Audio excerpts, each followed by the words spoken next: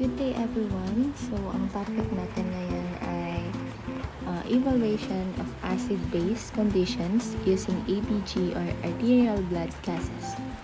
So, alam kong medyo nakakalito siya sa umpisa dahil maraming numbers, pero once na maintindihan natin kung anong ibig sabihin ng bawat isa, magiging mas madali na siya. So, imagine natin na ang katawan natin ay parang isang kotse. Para gumana ng maayos ang sasakyan, kailangan balance ang lahat. Ganun din ang katawan natin. Kailangan balance ang blood pH para gumana ng maayos ang cells at organs natin. So, dito pumapasok ang ABG test. Ginagamit ito ng doctors and nurses para malaman kung normal ba ang acid-base balance ng isang patient. So, sa ABG po, may 4 na values. Pero ang focus natin ngayon ay ang tatlo, which is the blood pH, carbon dioxide, and bicarbonate. And, yan. So, una, ang normal na blood pH po ay mula sa 7.35 to 7.45. Ayan. So, kapag po below 7.35, ibig sabihin, acidosis. Meaning, masyadong acidic ang blood. And naman kapag above 7.45, alkalosis naman. Ibig sabihin, masyadong alkaline ang blood. So, parang report card siya ng katawan. Siya ang nagsasabi kung okay ba ang blood pH or hindi. And next natin ay ang carbon dioxide. So, paano malalaman ang normal amount ng carbon dioxide sa blood? So, ang normal value nito ay 35 to 45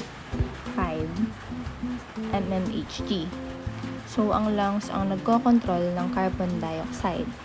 Kapag mataas ang carbon dioxide, mas maraming carbon dioxide ang naiipon sa blood, kaya mas nagiging acidic. Kapag naman mas mababa ang carbon dioxide, kadalasan sobrang bilis ng paghinga, kaya masyadong maraming carbon dioxide ang nailalabas. And ang next naman natin ay ang bicarbonate. Yan. So, ito naman ang parang protector ng katawan natin. So, isa siyang buffer, meaning tumutulong siyang pigilan ang biglang pabago-bago ng blood pH. So, ang normal value po ng bicarbonate ay mula sa 22 hanggang 26 MEQL. Ayan. So, ang kidneys po ang nagkokontrol ng bicarbonate.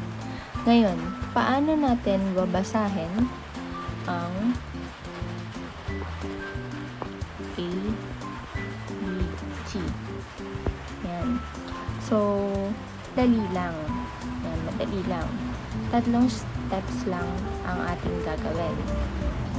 So meron tayo ditong example. So, ang pH natin ay 7.25.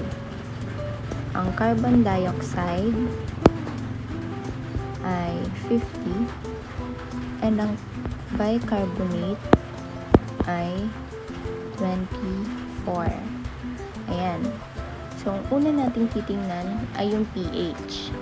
So, kapag below 7.35, meaning acidosis siya. Meron tayo ditong example. So, ang blood pH natin ay 7.56. Ang carbon dioxide ay 40 and ang bicarbonate ay 35. So, first, titingnan natin kung alkalosis pa or acidosis ang blood. So, 7.56. So, above 7.45 siya. Kaya siya ay alkalosis. Ayan, alkalosis. Then, titingnan naman natin kung normal ba yung kanyang carbon dioxide. So, ang carbon dioxide po natin ay 40. So, 35 to 45 ang normal. 40 siya, kaya siya ay normal. And the last one is the bicarbonate, which is 35. So, ang normal na bicarbonate po natin ay 22 to 26. So, siya ay above normal. Ayan. So, ang normal lang po natin ay yung carbon dioxide. So, paano nga ba natin siya babasahin? So, carbon dioxide po ay respiratory dahil lungs ang nagko-control dito. And ang bicarbonate naman ay metabolic dahil kidney ang nagko-control dito. So, diagnosis po natin dito ay metabolic, kung ano yung nagkakos ng problem, and alkalosis, yung blood natin. So, ang diagnosis po natin ay metabolic alkalosis. Partially compensated. Ibig sabihin, hindi pa normal ang pH pero nagre-respond na ang kabilang organ. Fully compensated. So, dito po, ibig sabihin, fully compensated, normal na ang pH. Ayan. So, normal na ang pH, pero abnormal ang carbon dioxide and ang bicarbonate and carbon dioxide. Yan. Ibig sabihin na ibalik na ng katawan sa normal ang blood pH. So, example nito ay ng pH natin ay 7.35.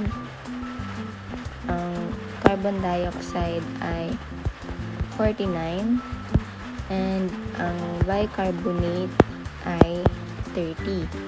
So, normal na ang pH pero mataas pa rin ang carbon dioxide and ang ating bicarbonate. Ibig sabihin, nakakompensate na ang kidneys kaya ito ay fully compensated respiratory acidosis.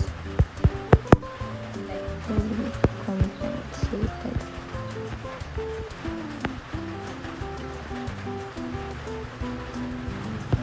Fully compensated respiratory acidosis. So, ayan.